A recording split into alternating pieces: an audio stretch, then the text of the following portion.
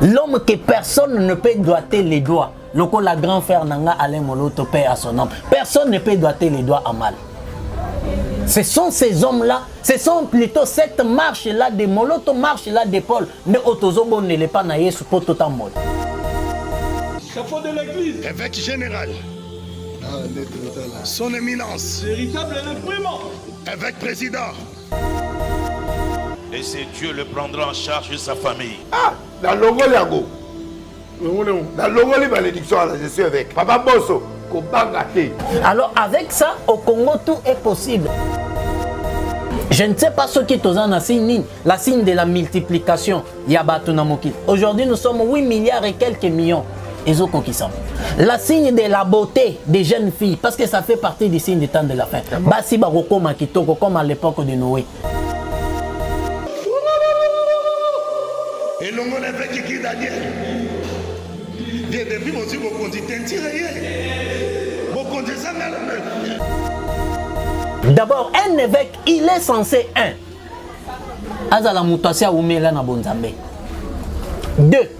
Azala Moutasia propre à l'enseignement, c'est-à-dire à Ebi côté. 3. Azala Moutasia marié d'une seule femme. Lui, il a déjà divorcé combien de fois? Tous nos journalistes, moi je suis Azan moi c'est à 40e. 4. Un évêque Azala une personne qui conduit bien sa maison. Que notre Landako. 5. Azala une personne qui ne soit donnée pas au vin. Landa bango. Ba whisky. Ba to benga ba évêque wana. Ba doyen na ba whisky. Donc selon les critères d'appeler quelqu'un évêque, il ne l'a pas.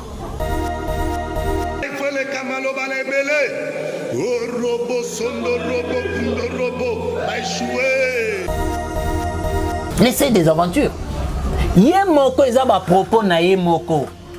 Lorsqu'on lui a attaqué pour na casier judiciaire Wazanango. Alobi ezalaki avant na bongo la motema. Mais c'est lui-même qui l'a dit.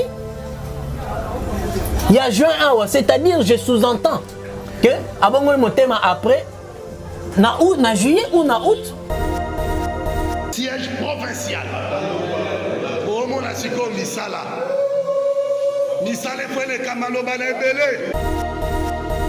C'est maintenant l'évêque général, né à habilité à convoquer Dodo Kamba, le prophète.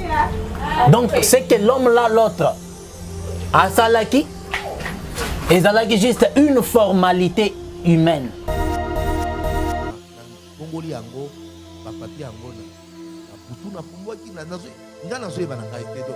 En fait, je vous dis que ça, c'est faux et archi faux. Si quelqu'un veut organiser ça, Ezaka Dodo Kamba, mais à Koki organiser assemblée générale. On appelle ça ce qui combat spirituel. Elle avait des moyens financiers par rapport à Yamakambo Basala, au Yebi Pendamu, à Somba Somba Bamapang. Cette histoire-là, au moni na vidéo, ce sont des kipis, d'ailleurs, la convention était baissée $2000. Baissée 800.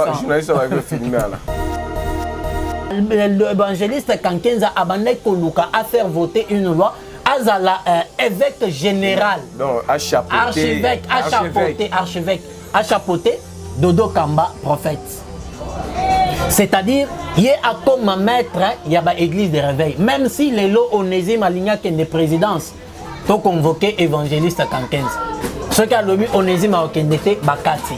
C'est ce qu'il voulait faire. Maintenant, un groupe de pasteurs, Baboyi et Lokowana.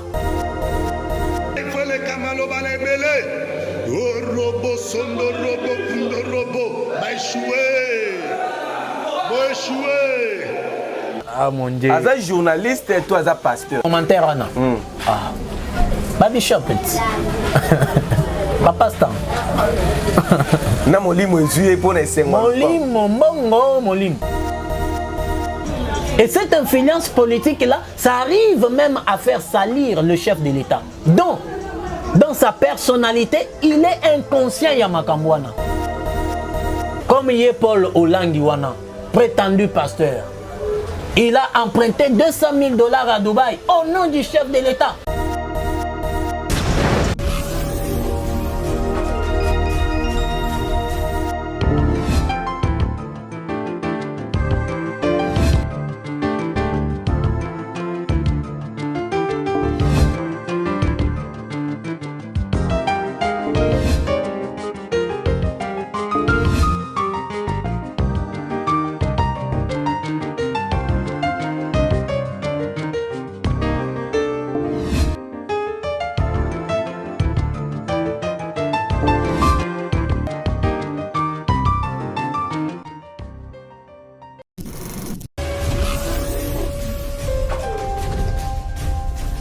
Maison d'hébergement La Dynastie, située sur l'avenue Boyala, dans la commune de Massina, au quartier Petro-Congo et à 500 mètres de Sep Congo, est là pour vous servir de confort pour vos vacances, missions de service, retraite, etc. Un seul cadre spacieux et approprié pour vous. Le transport est assuré pour toutes vos courses. Notez bien, tout y est, venez uniquement avec vos bagages. Contactez-nous au plus 243 85 87 60 383. Bienvenue chez La Dynastie. Matonde zonga pa kolonzambe soki to kutani lisusu lelo na émission na minute bolingaka mingi la vérité spirituelle. La Bible nous dit vous reconnaîtrez la vérité et la vérité vous affranchira. Solonde kangolaka, solonde efungolaka. C'est votre humble serviteur le frère Jires Mokwa. Nazana esengo ko yambela bino lisusu na chaîne na bino Faisons du bien TV. Otobaka to ko sala to ba ko sala bolamu na ba bola na ba fena na ba vefta to sunga bango eza bolamu sala kolonzambe nenge po partager mission oyo nenge po ko partager ezabola mukaka ozo sala pe akoloye chipamba te ozo propager et sango malamu na yambeli bino le prophète Onésime Naya, écrivain de plusieurs ouvrages au tozolobela ba livre na moko kino toko kende kosi de sayango kino suka je dis un grand merci na mutozo landa biso Jenny Bangala Deborah Lussavu vous mes petites sœurs je vous aime tellement trop maman Yuna Villa Persan bande ko nyonso pena bolanda biso boze belé na ko itali ba kombo pena awa nyonso te o bozo benga na ba ope boza na makanisa ko benga to pesbino bambote bisika bozali. Je demandais à mon réalisateur so toza même parole ba fongola la caméra na présenter bino mosala nzambe o tozolo bela ngana ye likambo ya RSC o ezoko bakaka lelo to yoki lisusu ke balingi balongola Paul David Olang batia lisusu mutu mususu. Pourquoi balongola Paul David Olang mutasel ne non pas même un mois balongola lisusu pona nini vraiment oye déjà bani musala tomoni lupango o a présenté biso ya RSC bazui adresse de qui même porte-parole wana zo parler langue régie par Bolimbi Sangai avant de présenter bino invité boti la biso nanu élément wana tango Paul David Olang azo présenter lupango oyo RSC tikala ko zwa ngote kasi apesi RSC sika régie balancer biso élément Chapeau de l'église. Évêque général, son éminence, Véritable et le primo. évêque président, Batikayo. Awande siège ya RSC, siège ya RSC provincial. Koza mokonzi elenge, koza mokonzi elenge, évêque général, président Guy Olang. Et l'on l'évêque Guy Daniel. Bien depuis mon Dieu, mon conduit tiré.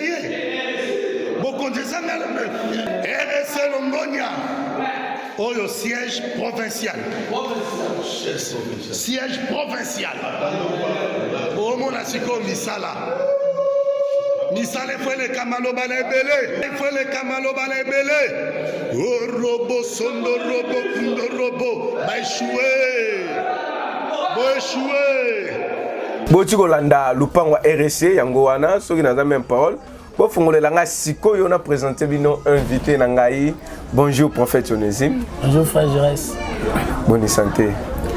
Ngolu ya Yesu mes frères et sœurs ezo sunga biso. Ngolu ya Yesu merci ezo sunga biso. Effectivement. kimia na libota ezali. Oui, libota ya bonzoto, c'est-à-dire oyo tozana yango, le Seigneur nous fait grâce. Libota pe ya molimo, le Seigneur nous fait grâce. Et aussi libota ya université, le Seigneur nous fait grâce. Le Seigneur nous fait grâce, faisons du bien paix.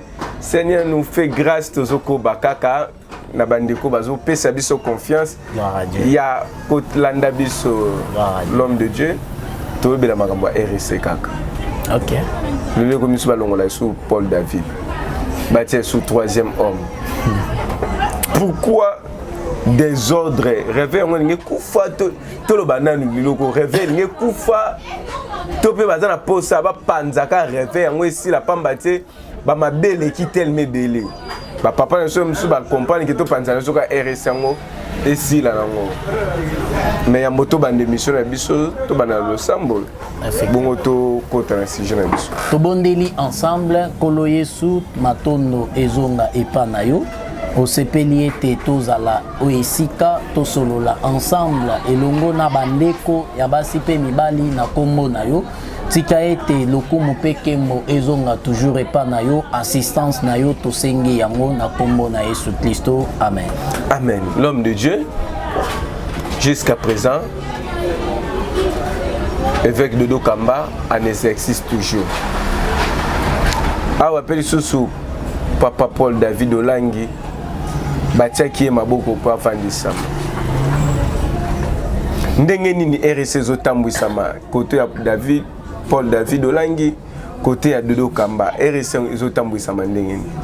Merci beaucoup frère Jérès, merci pour l'invitation. La première des choses, mes frères et sœurs, vous devez d'abord connaître la mission de l'église sur la terre et années. Parce que aujourd'hui, Oyezo Primé Makasi, ce sont des organisations humaines et non l'organigramme spirituel du Seigneur Jésus-Christ. Pourquoi Nazolo Babongo? Vous savez, la mission de l'église regorge dans deux grands points. C'est-à-dire, Tokende, Tozwa Bantu, Nakatia Monde, Tomema Bangwe Panayes, Tobongisa Bango. Enfin que Tango Yesoazoya Bamata. Maintenant, dans ces deux grands points-là, ils en ont un sous-point. Ils ont accompagné Yango. Ça, c'est ça la mission de l'église. Mais ils ont battre record les lots, ce sont des organisations humaines. Or, mes frères et sœurs, lorsqu'on s'est retrouvé dans cette organisation humaine, crois-les, je te l'ai dit, et je pèse bien mes déclarations, osa directement candidat d'enfer. Lorsqu'on s'est retrouvé dans le sens Nîmes, au coquille qu'on s'est retrouvé, parce que moi je suis berger, dans le ministère Génération des Perrettes. C'est une organisation céleste, mais conduite par le Seigneur lui-même, dont un humain est à la tête. Alors cette organisation-là, lorsqu'on s'est retrouvé, et que c'est Jésus, né au centre de tout, Vinayo et Koza l'a sauvé. Maintenant qu'on s'est retrouvé dans une organisation humaine, dont c'est l'homme qui est au centre, tu es candidat d'enfer. Tu vas aller en enfer. Je te l'ai dit, Yesu Zozonga. Pe akobi na kozonga, parce que toutes les grands signes de la lignée prophétique pour le temps de la fin, ezoko kisam. Je ne sais pas ce qui est la signe, la signe de la multiplication. Aujourd'hui, nous sommes 8 milliards et quelques millions. La signe de la beauté des jeunes filles, parce que ça fait partie des signes du temps de la fin. Comme à l'époque de Noé. Qu'est-ce que Dieu est venu? Il a pris ces gens. Nous les voyons dans le monde. Les femmes sont devenues jolies. Ça fait partie des signes du temps de la fin. Le signe que l'église se retrouvera na kati ya maboko ya musique, ça se montre pour que Benjamin Alongwa, Canaan a kende na Égypte, il a fallu que Jacob a confié na maboko ya Judas. Et que signifie Judas? La louange. La louange, c'est la musique. Aujourd'hui, l'église locale se retrouve na kati ya emprise ya musique, dite gospel. Ça se manifeste. Donc, des grandes lignes du temps de la fin, Ezana Katiako s'est manifesté. Pour revenir à la thématique, RSC, nous avons appris le Kolayo. D'abord, lorsque cet événement-là, je l'avais parlé ici, Kezalaki Mankiona, c'est ce que j'avais utilisé. Mankiona contre l'homme Oyobaché David Paul Olangi. Parce qu'il est pour moi un peu mort. À tout seigneur, tout honneur, je peux l'appeler pasteur. J'ai dit bien, je peux l'appeler pasteur. Parce qu'il ne mérite pas, moi je suis un enseignant de la parole de Dieu, il ne mérite pas l'appellation pasteur auprès de moi. Pourquoi? Il a un casier judiciaire sale. Il y a des escroqueries, il y a 250 000 $ à Dubaï. N'a comme moi chef de l'État. Ma PC 250 000 dans une échéance il y a 6 mois à Rozon qui ça 2 millions. Une échéance, je ne sais pas 6 mois, quelques jours à Rozon qui ça 2 millions. Il y a des escroqueries à Brazzaville. Il y a Bambongo. Des escroqueries et Belé. L'ANER s'est saisi du dossier. Le ministère de la Justice s'est saisi du dossier. Des parquets, des parquets Namboko. Ils ont un dossier. Et il est passé à la télé. On ne se moque pas de Dieu. C'est ce qui fait très mal. Voilà pourquoi chaque fois Naïbi Sakayo, parlons de Jésus. L'homme pire, l'homme sans tache, l'homme qui n'a pas un casier judiciaire, l'homme que personne ne peut doiter les doigts. Loco la grand frère Nanga Alain Moloto paix à son nom. Personne ne peut doiter les doigts à mal. Ce sont ces hommes-là, ce sont plutôt cette marche-là de Moloto, marche-là de Paul, ne Otozobo ne l'est pas naïe sous Pototamol. Parlons de Jésus. Cet homme-là de Paul Olang, il passe à la média. Azolo Bake, Bambongo ba escroquerie à Salaka, et Zalaka avant Bongo la Montem. Or, l'escroquerie récente de 250 000 $ en 2023, Azalaki n'a parqué, n'a juin. C'est que les lots ont na 11e mois. C'est que Bongo li Motem na 7e mois. Frère, on ne se moque pas de Dieu. On ne se moque pas de Dieu. Ne préparez pas l'enfer comme ça. Mutozo bongi s'enfer na yo. Ate yo moko nde konangai. Il a escroqué en 2023. Et puis par après, non, na bongo la kinan mutemate. Et même si on peut partir aux critères, selon la Bible, selon les grands frères Paul au Timothée, 1 Timothée chapitre 3, si j'ai une bonne mémoire, pour un évêque. D'abord, un évêque, il est censé Azala Moutasia Oumela na Bonzambe. 2. Azala Moutasia propre à l'enseignement, c'est-à-dire à Ebi côté. 3. Azala Moutasia marié d'une seule femme. Lui, il a déjà divorcé combien de fois? Tous nos journalistes, moi je suis Azan Lelo, Azan moi c'est à 40e. 4. Un évêque, Azala une personne qui conduit bien sa maison. Que nota landa. 5. Azala une personne qui ne soit donné pas au vin. Landa bango. Ba whisky. Ba to benga ka ba évêque wana. Ba doyen na ba whisky. Donc selon les critères d'appeler quelqu'un évêque, il ne l'a pas. Il ne l'a pas. Parce que à lobby avant bongo la motema, moi j'ai fait des analyses par rapport aux produits présentés sur le net. À lobby, à Bongoli Motema, avant à escroquer. Et bien, on est salé avant à Bongola Motema. N'est escroqué. Mais dernier dossier, en juin 2023, aux instances congolaises. Et puis à Bongoli Motema, en août, les lots ont nommé évêque. Non, il ne mérite pas d'être évêque. D'abord, un diacre. Un évêque est semblable au diacre. La Bible dit on ne peut pas nommer quelqu'un un diacre, un nouveau converti. Mais est-ce que Papa Paul Olang c'est un nouveau converti? À Botem la famille chrétienne, à Koliwana, ba consacré comme serviteur na Katia Libota na papa na maman Bazalaki wana. On a aussi des vidéos le jour ba consacré même toute la famille Bazalaki étonné le même personne a consacré qu'après ça maman na prophétie qui a reçu la Nzambe boy c'est la même personne maman a consacré qui Paul David Olang. Oh lo maman o balo aloba ki akufa c'est que yaye na makambo aye pe na ba prophétie. Tire attention na bato ba elio ki na kufaki na kendaki na lifelo. La dame là qui a même les diables aye bisika lifelo les raté. Gabriel au ciel ne connaît pas là où l'enfer se trouve. Arrêtez des aventures. J'aime toujours le dire, Onésime ne fait pas partie d'une école facile à être manipulée. Mais c'est des aventures. Yemoko ezaba propos na Yemoko. Lorsqu'on lui a attaqué pour na casier judiciaire Ouazanango. alobi ezalaki avant na bongo la motema. Mais c'est lui-même qui l'a dit. Il y a juin awa, c'est-à-dire je sous-entends que abongo le motema après na juillet ou na août. Mais comment fait-il papa na biso ba vérifier qui ba bloquer on a été ba tala ba critères on a nyoso avant batia dernière émission au invita kinga na ebisa que eza mankiona balie là pesa l'art tozo chawana batie wana une formalité. C'est lui qui est habilité na ebisa que na émission passée il y a convoquer on appelle ça quoi rassemblement na bangwana ceux qui conseillent des les termes m'échappent, je m'excuse. Rassemblement na bangwana. Il y a que le président Obabengi évêque général. À l'époque, c'était aussi le secrétaire. Mais c'est maintenant l'évêque général. Né à habilité à convoquer. Dodo Kamba, le prophète. Donc, c'est que l'homme là, l'autre, à Salaki, et Salaki juste une formalité humaine. À Pesakila. Nous avons poursuivi avec vous. Balingi Batia Moutoumoussous, non? Après d'abord cette manigance là, il s'allait à les Kanken Zazu volé à Europe.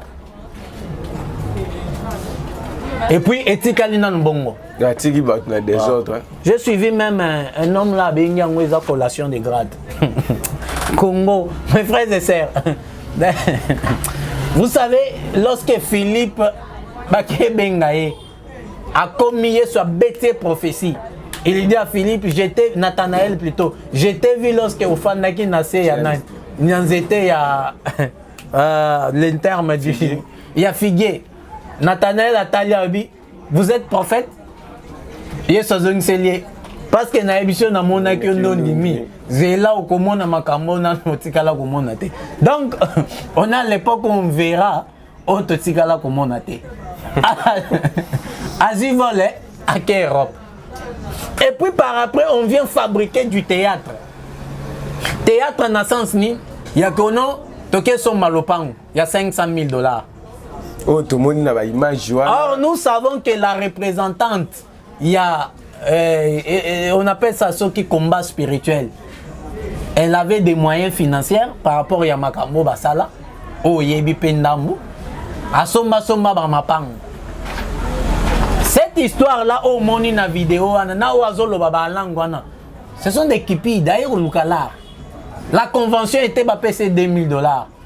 Baissée 800. Journaliste va filmer là. Parlons un peu.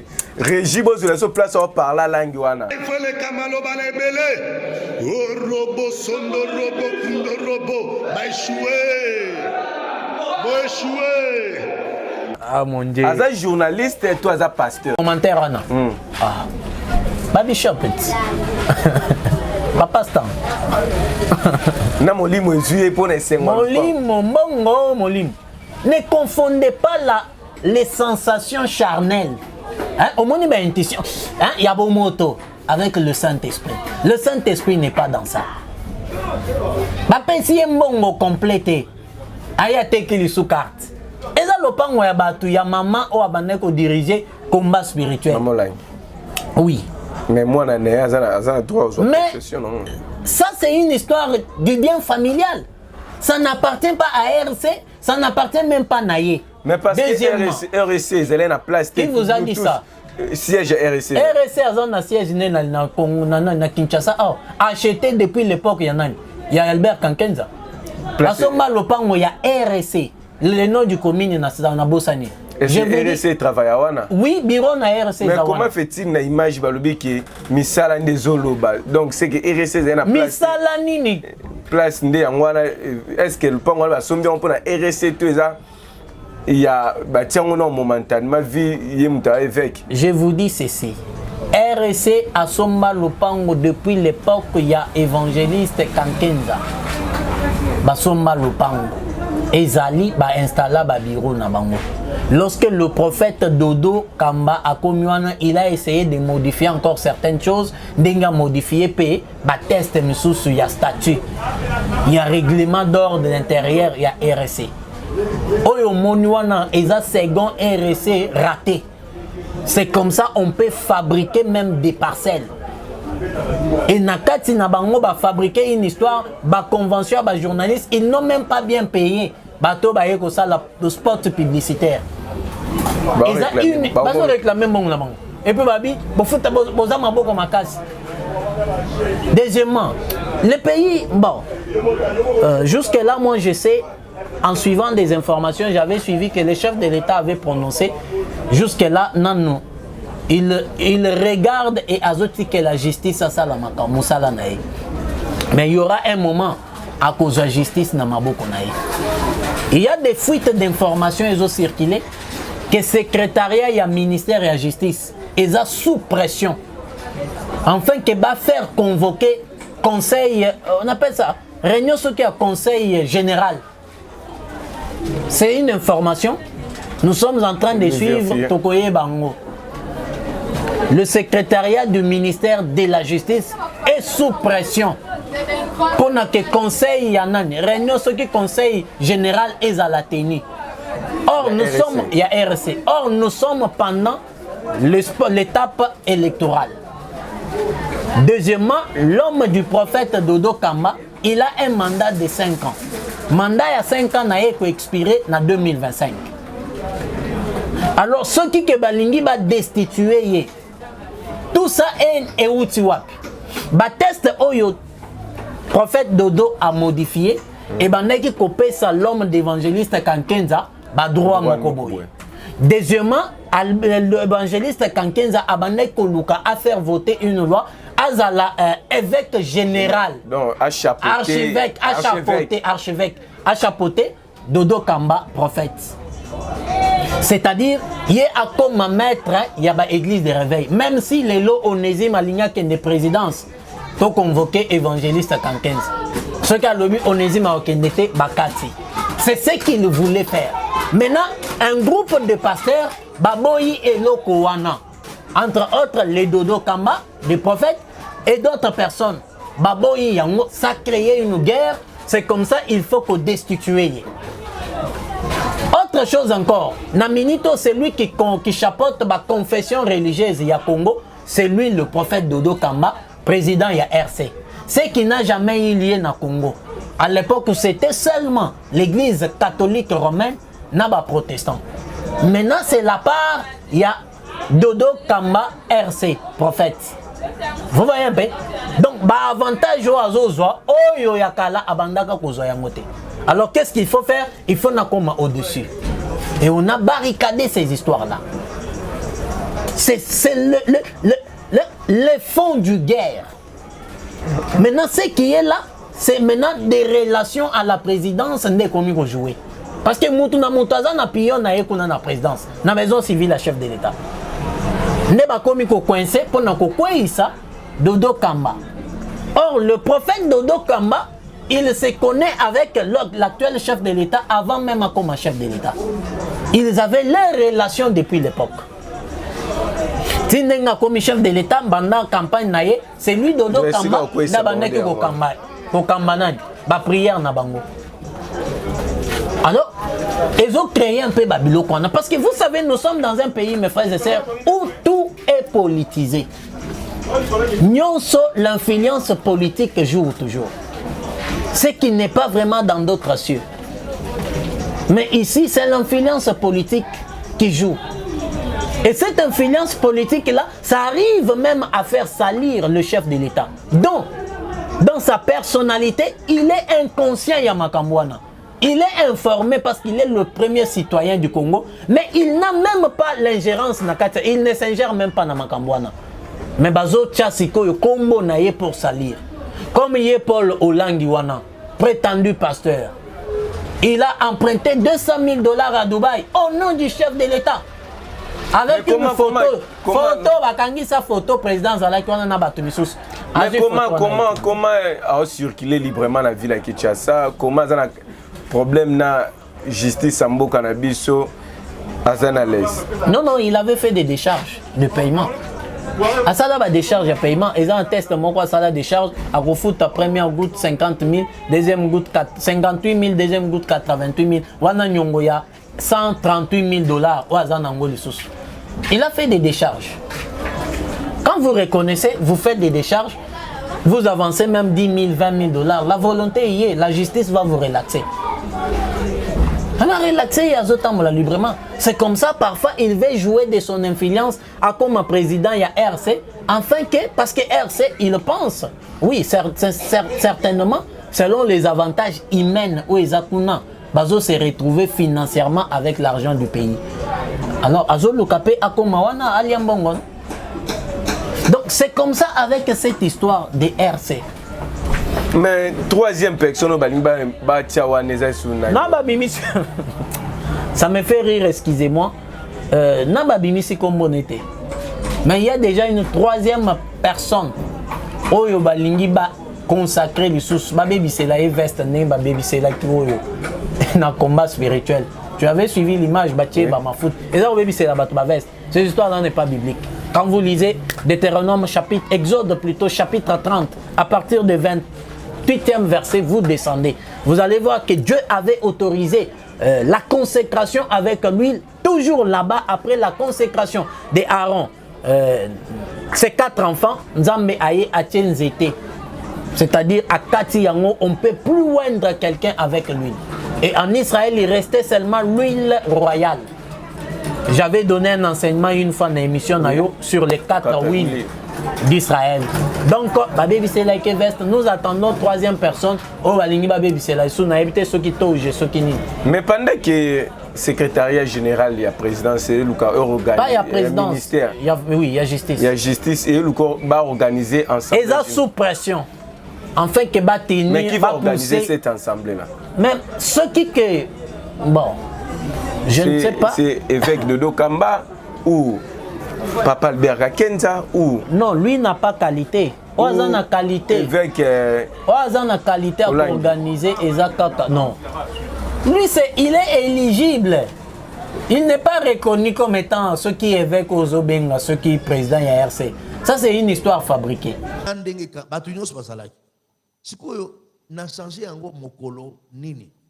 Et je demande à tout le monde, bureau à secrétaire général les a awana lopango. Pasteur Ignos a besoin que nous ta page ya souka.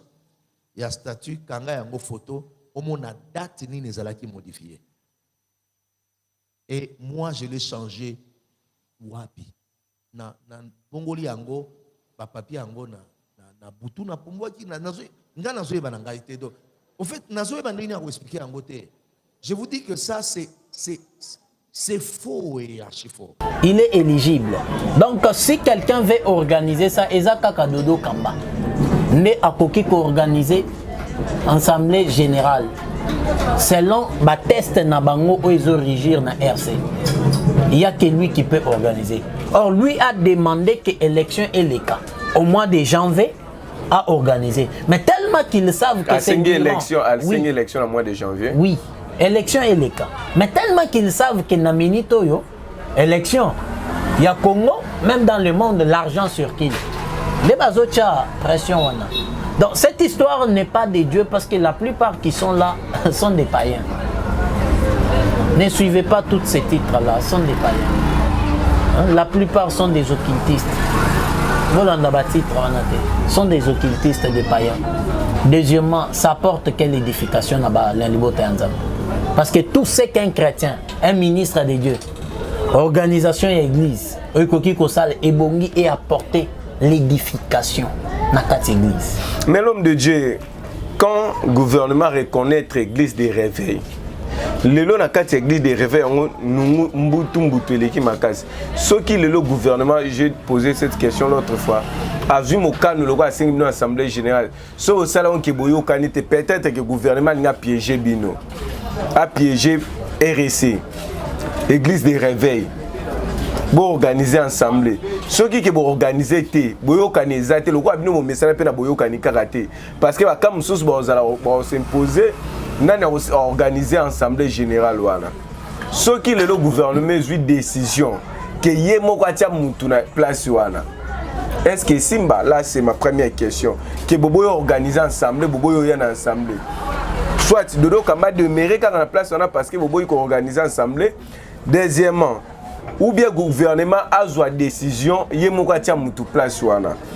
Deuxième deuxième question, ou bien gouvernement Ebotola, église des réveils, F97. Non F90 wana gouvernement Ebotola binon. Merci frère Jerez. Yaliboso, je te demanderai au Longola dans terme biso. Mais nous sommes tous dans l'église des réveils du Congo. Est-ce que vous savez que d'abord le Congo n'a jamais reçu les réveils? Est-ce que c'est bien? Le Congo n'a jamais reçu le réveil. Deuxièmement, on ne réveille pas l'église. Est-ce que c'est bien? L'épouse du Christ n'est pas endormie. Au réveillé, église des réveils. Ça a été mon premier ouvrage dans ma vie. J'avais écrit sur le réveil apostolique. Et cet ouvrage-là, je m'étais vu avec l'homme de l'humilité, deuxième riz. Pour ne pas citer les noms. Afin que as orienté na maison d'édition ou imprima cahier. Je m'étais débattu dans le sens d'un débat. Naïe. On ne réveille pas l'église du Christ. L'église n'est pas endormie. Église kolala, qui dit réveil, qui dit que la moussa mouto zo somnolé, to mouto alali. Parce que beaucoup de catholiques et banques olali c'est batou, l'église sous va protester banques olali ça, bino boyna ba prière ya chaud, ya on va bien bino réveil. Kolali sabato catholique romaine abana kolali sato protestant, c'était des païens non? C'était des païens. Un païen, on ne réveille pas un païen. Un païen, on l'attire, babotier. Le christianisme, azobota mutu. Nous sommes toza, je dirais pas une religion, mais toza na particularité parce que biso dans le monde, toza batu moyo, to mutupo a comme membre, il y a corps du Christ et bongi babotaye. Ce n'est pas avec d'autres religions ici. Il y a Eloko Liboso, Longola Bino, Yami Balé. Nous sommes tous là. Yami Balé. Ce qui n'est gouvernement Abotola, Achamutunaye. Ça n'a pas d'abord de sens parce que ça c'est une affaire ecclésiastique. Kassim, tu as fait F92. Ce qui a ici, oui, mais ça n'a pas de sens que Aya Koboto ko imposer Mutunaye. Kasi yem tapé ça azo suna liloba suka parce que ce qui c'est simbi c'est que bo sala et ça yo kuta bato za kuna té réunion générale assemblée générale ezala parce que gouvernement ndazo linga senga. C'est ce que je vous explique. Mais on a tué mais au Congo tout est possible parce que tout est politisé. Au Congo, ce qui marche ou ce qui prime, premièrement, vous avez une influence dans la présidence, dans la famille, présidence en général. Deuxièmement, vous avez on a vendu le pays. Actuel régime, je ne suis pas un politicien, mais je fais des analyses. Actuel régime, j'ai constaté, il est en train de lutter un tout petit peu. J'ai dit un tout petit peu sur ça. Mais ça continue à primer. Aux Alana relation à la présidence, aux Alana Mbongo, vous allez avoir l'accès. Et nous demandons au président de l'Assemblée nationale de présenter des excuses à tous les pères de l'église de réveil et à toutes nos églises. Et c'est Dieu le prendra en charge de sa famille. Ah, dans le logo Liago. Dans le logo malédiction, je suis avec Papa Bosso. Je suis évêque président des églises de réveil réformées au Congo. Dans l'onction, dans le logo Liago. Alors avec ça, au Congo, tout est possible que le gouvernement ait s'imposé. Parce que selon l'information qu'on a ici, j'aurais appris que dans le ministère de la Justice, la secrétariat général du ministère de la Justice est sous pression. Pour faire convoquer le membre RC, créer conseil général. Mais ça se passe dans la CCA. C'est ça le problème. Est-ce que oui. la RSC il y a Dodo Kamba ou bien non mais jusque là RSC zami baleta tozaka na RSC moko oyo Dodo Kamba prophète Azo Kamba les amis baleta oyo ya limité za bord na bango ya bato moko ils étaient 6 et 9 6 et 11 ba créer loko na bango ba sali loko na bango mais c'est ça un peu pour des petites analyses alors si on peut parler de Jésus. Où est la place de Jésus dans tout ça? La place de Jésus, Jésus n'a pas une place là-dedans. Parce que ce qui se passe, c'est le cafouillage d'argent. Comment Jésus a cause de la place? Parce que tout le monde a même des organisations, et ça même dans le à Moïse. Même pendant Jésus marchait avec une organisation qui est bien organisée. Chacun va être touché par Naïe. Moïse va essayer de tika comme ma charge sur Yomoko. Luko Kabola Batache. Ce sont des organisations. Dieu t'a mandaté, même Yopé dans le centre de formation de l'université. Au tiers secrétaire, au numéro secrétaire. Pourquoi? Au limite, nous sommes les capables, non, mais tâchez ça. Et ça, nous avons un président Oyo, Azam parmi Moko Yakatia, Tobingaga, parce que tu me sens l'église des réveils. Oyopé, azotia ba moyen azosunga toujours église de réveil qui est à bonne uniforme. Mais comment fait-il que Jésus a une organisation? Merci. Vous devez savoir une chose, mon frère Jérès. Dans le lobby, Jésus a une organisation. Nous avons évoqué l'époque de Moïse, l'époque de Jésus, même l'époque de Paul, il y avait des organisations humaines dont Yesu était au centre de tout. Mais Oyo, ils ont une organisation humaine dont les humains avec l'occultisme, ils ont au centre. L'occultisme. Mais j'ai dit RSC, c'est une histoire des occultistes, non? Vous voulez qu'on dise quoi? Qu'est-ce qui prouve? Ce qui prouve, regardez tous ces gens-là, leur vie. Regardez tous ces gens-là, les pratiques. Est-ce que parmi eux, les gens ont makila natonga. Makila. Est-ce que dans des églises ici au Congo, dites des réveils d'RC, il y a de ces pasteurs-là qui prennent de l'argent, dans 4 églises. L'histoire l'a fabriquée pour se protéger à la prostitution. Chance. Mais ils sont membres d'RC, non? Est-ce que si Jésus était au centre, lorsque vous suivez leur discours, tous ces gens-là, est-ce que vous avez un intérêt à ça? Discours il y a limité. Est-ce que vous voyez l'intérêt de Jésus? Est-ce que vous voyez? Répondez-moi. Mon numéro est là affiché.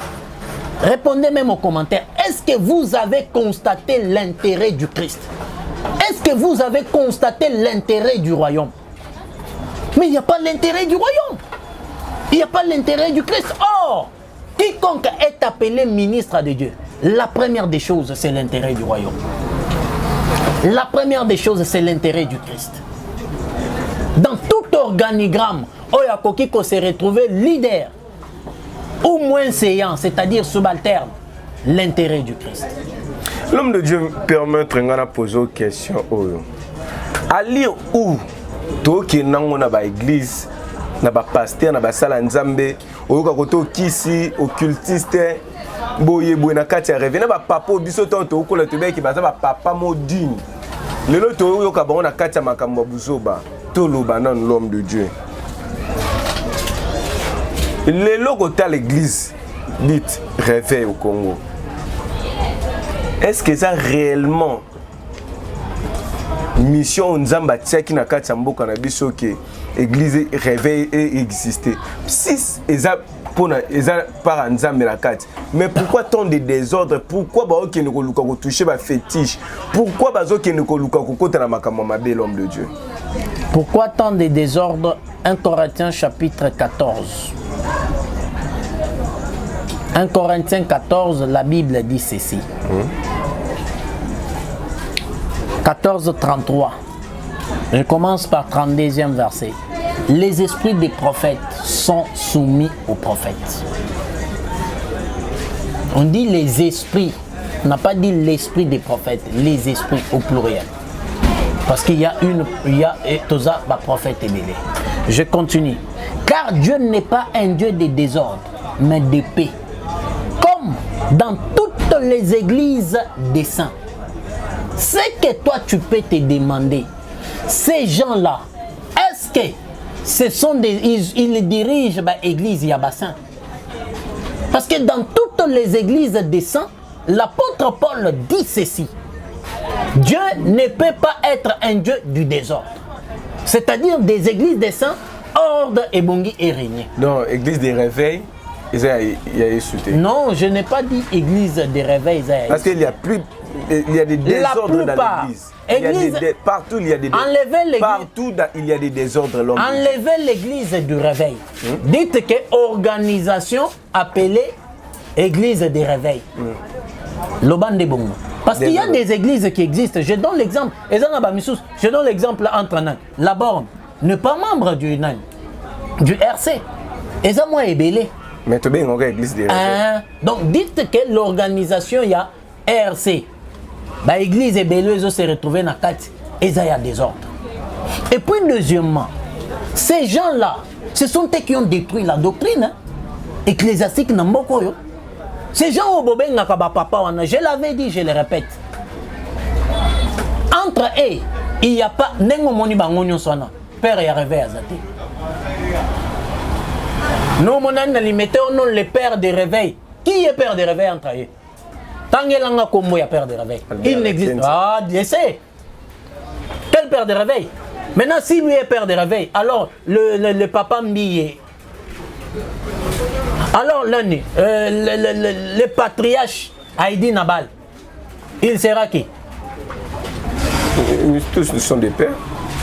Si lui il est père de tous nous sommes des pères. Si lui il est père de réveil, alors l'évangéliste Sonic a foutu. Père. Moi aussi je suis un père. Donc enlevez que père du réveil, parce que lorsqu'ils disent que père du réveil, bisoto komi banana bango. Or moi je ne suis fils de personne nengo moni bangoana. Et il n'y a pas mon maître. J'ai un père dans la foi et j'ai un maître dans la foi. Il n'y a pas mon maître là-bas, il n'y a pas mon père là-bas. Non, on a un père du réveil. Non, il n'y a pas un père du réveil là-bas. Si aujourd'hui le gouvernement est biba kangaba église Nyos. On ne se bat pas contre Dieu. Je te réponds. Je suis permetté j'ai dit permets-moi. L'homme de Dieu. Permets-moi que je te j'ai dit on ne se bat pas contre Dieu. Mais parmi nous, nous avons des infiltrés. L'apôtre Jean dit ceci. Ils étaient au Bazalaki Katikati Nabiso. Ils étaient au milieu de nous, mais ils n'étaient pas de nôtres. Car ceux qui Bazalaka Yabiso Balingaba demeuraient Nabiso. Ces gens-là que vous voyez, la plupart, sont dans l'occultisme. Pourquoi? Je suis en train d'arriver. Ceux qui balobi d'abord, premièrement d'abord, il faut modifier la constitution. L'article 1 confirme que nous sommes un pays laïque. Yaliboso. Yami Balé, ils ne peuvent pas, je dis bien, ils ne peuvent pas. Et ils n'ont pas cette autorité-là parce que l'autorité Yabaonyon Soyebi gouvernement est limitée. C'est Dieu qui est le maître suprême. Si, Nakatia église, Nakatia organisation, il y a réveil. Il y a des églises qui se respectent et dont Yesunde Aza au centre de tout. Lorsque le père Edi Nabal existait, est-ce que est vrai na F Nonande? Donc, quant à toi, le prophète Onésime, sur le conseil gouvernement, au conseil Bassani. Il y a des conseils qu'on ne donne pas à la média. Tes conseils, c'est ce que j'ai dit, il y a des conseils qu'on ne donne pas à la média, mais c'est que je peux demander au gouvernement de notre pays, parce qu'il est question aussi du pays, les églises sont infiliées en Namboka. Les églises sont nombreuses en Namboka. Alors, Ezanakatia Kobota une des ordres. Alors, le gouvernement n'a qu'à mettre un peu de l'ordre parce que Yende Azo Kambabiso Namboka, Yende Nzambapi autorité, a juste ordre. Ça sera bien. Dernier mot, on est mission. Mes frères et sœurs, nous devons tendre à ce qui est parfait et aspirons à ce qui vient d'en haut et non à Babylone Koyase. Certes, on doit s'organiser, mais il faut s'organiser dans la droiture. Oh, et comme il y a désordre, Dieu n'est pas dans les désordres. À vous de réfléchir parce que c'était juste une émission de réflexion et d'analyse. Prophète Onésime, si aujourd'hui, le gouvernement a une mission à Bisso, prophète Onésime, ils ont décidé, le prophète Onésime, Batiayo, la tête à RSC. Non. Je vous conseille. Bon, quand personne ne me demande, même moi, j'ai dit ceci, permettez-moi. Au gouverneur à Kinshasa, non. Ça ne m'intéresse pas. Je vais refuser, non, il est de mon droit. Il est de mon droit, je vais refuser. On ne peut pas mettre les païens et les chrétiens pour traiter. Vous allez traiter quoi? Oh. Ces gens-là, ce sont des païens, la plupart d'entre eux. Baza ba païen, ba impudique, ba divorcé, ba occultiste. Pardon. Bah, c'est un peu respecté ba Konzamboka comme président de la République, tout respecté. Même de pasteur, vous avez l'obligation de respecter ba Konzamboka. Oui. Mais Jésus-Christ a épargné la question par un monnaie. Quand il s'est là, il y a un Nzambe. Mais si aujourd'hui Balande mission na biso que chef de l'État apprécie en Balanda Kangai. Apprécie Balanda Ka. Oui. Naibi Balanda Kangai. Balobi prophète Onésime. Ndetolande mission tu as bien parlé. To sepeli na yo. Ozo chapeau ya RSC. J'ai déjà répondu non. N-O-N. Quelle que soit fonction nyonso. Qu'avec Dodo Kambabi. On travaille comme conseiller naïf. J'ai dit encore non. Conseiller. Mais je vous l'ai dit. Mais tu as des choses à parler. Écoutez, oui, je suis un prédicateur. Aux un centre de l'université à Alexandrie. Oui. Aux encadré. Je suis écrivain. Écrivain, aux matière. Mais aujourd'hui, aux connaissances, cinq doctrines. Parce que aux cinq doctrines, aux bien quatre RSC cinq doctrines exactes. Pourquoi pas que tu as conseillé au Kyokuno mais mis une doctrine à 4? J'ai dit ceci. Vous savez, hein, mon frère, mes frères et sœurs. C'est prophète Onésime pour ça m'a changé dans la RSC. Non. Nous sommes arrivés à la fin. Permettez-moi, non, vous n'allez pas couper l'émission dans la Maloba. Permettez-moi, oui, je demande encore. Mes frères et sœurs, vous savez, il est très dangereux. Namuto Azalaka pasteur a commis païen. Aza plus que Satan. Aza nenge nazaboy Onésime prophète na bongoni na komi mupagano, c'est-à-dire na komi ko escroquer. Je suis plus dangereux que les diables. Pourquoi? Nayebi comment l'évangile fonctionne. Nayebi Bible. Nayebi na ko escroquer na kombo ya Bible. Je serai plus dangereux que les diables. Yami balé les organisations Ozomona wana, eza régorgé na bapayen. Prendre quelqu'un qui était chrétien, alongwe na christianisme et na katia foi chrétienne en Jésus-Christ, a commis mupagan. Et puis gaina kende wana ketobana. D'abord il y a même pas moyen de ramener bango na repentance. Parce que beaucoup d'entre eux, ils ont déjà commis le blasphème contre le Saint-Esprit. Au cours ramener bango na repentance. Un serviteur de Dieu a dit qu'on a besoin de zala tabi. Bah ici, on peut me conseiller. Tika no kando, ça veut dire beaucoup makuno comme païen le la biso. Au moment ça c'est à la média. Je vous dis, je suis ministre dans l'église et puis naza suscité nambo cannabiso. Nous avons des informations, frère Giras. On ne peut pas tout parler à la média. Nous avons des informations.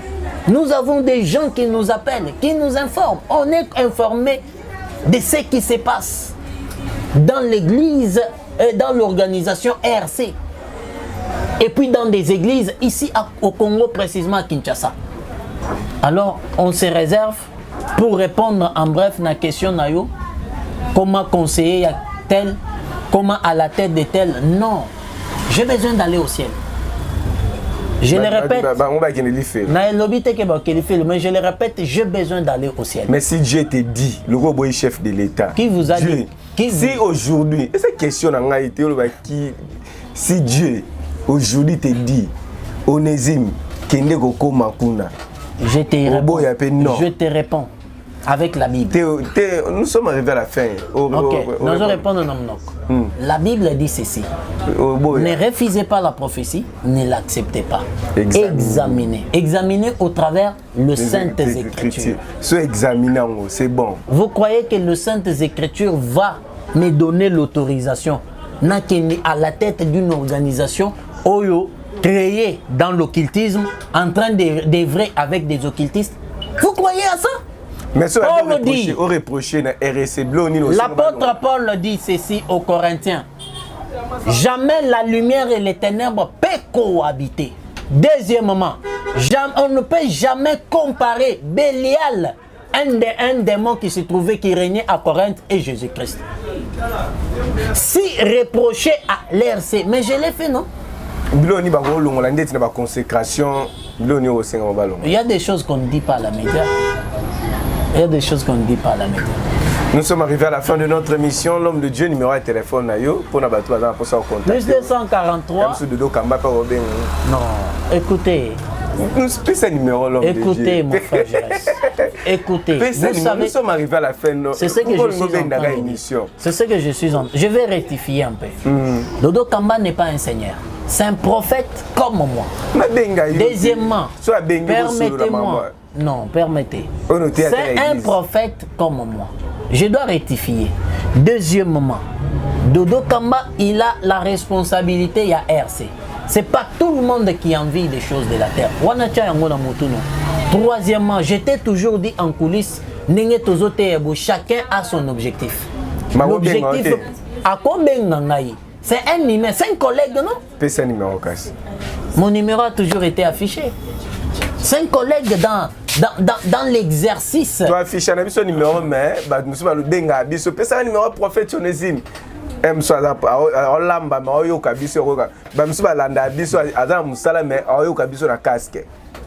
Plus 243 97 77 41 507. Plus 243 97 77 41 507. L'université Alexandrie, toujours des pasteurs où tout le monde peut venir prendre. L'université dénommée le centre d'Alexandrie est opérationnelle ici à Kinshasa. Il a pour siège à Lubumbashi, précisément à Kasumbalesa. L'université reçoit tout le monde. Serviteurs, frères en Christ, mais sauf des païens. Là, je pèse bien mes mots. Comment on va découvrir que celui-ci est païen? Des servants de Dieu. Servantes de Dieu. Des prophétesses. Prophétesses, oui. Sauf de païens. C'est une histoire évangélique. Parce qu'un païen, tant wakoya, à cause se retrouver. On ne donne pas les laits. Nous donnons la nourriture solide pour le ministre et pour les enfants de Dieu. Nous sommes arrivés à la fin de notre émission. Ce que c'est Pélène, on dit juste place pour s'abonner. Au fini, pe cloche de notification. Ne biso pas bâtir l'émission sur Banako Sala. Au Yambaka Yango, numéro l'homme de Dieu, Zawana, Yanga et Zaliwana pour des conseils, pour des encouragements. Au Koko Bengangaï, ça me va droit au cœur. Chaîne Nabino, faisons du bien TV, tout le barato, Kobanako Sala, Bolam, Nababola, Nabafela, Nabavev, Tango, Sungabango, et Zabola Mosali, le colon Zambe Kasnengo, Landibiso, Zabola Mosali, à travers cette chaîne, faisons du bien TV. Pourquoi pas au partager mission, Ezakaka, cadre à promouvoir l'évangile, la vérité spirituelle. Comme la Bible nous dit, vous reconnaissez la vérité et la vérité vous affranchira. Ce qui est vérité, prophète Onésime et lobby, si quand la vie à Mosali, moko ya ndeko moko, ce qui colle sur ma chia, bombi pa bate biso, to kutani prochainement, merci prophète Onésime. Merci frère. Merci. Bye.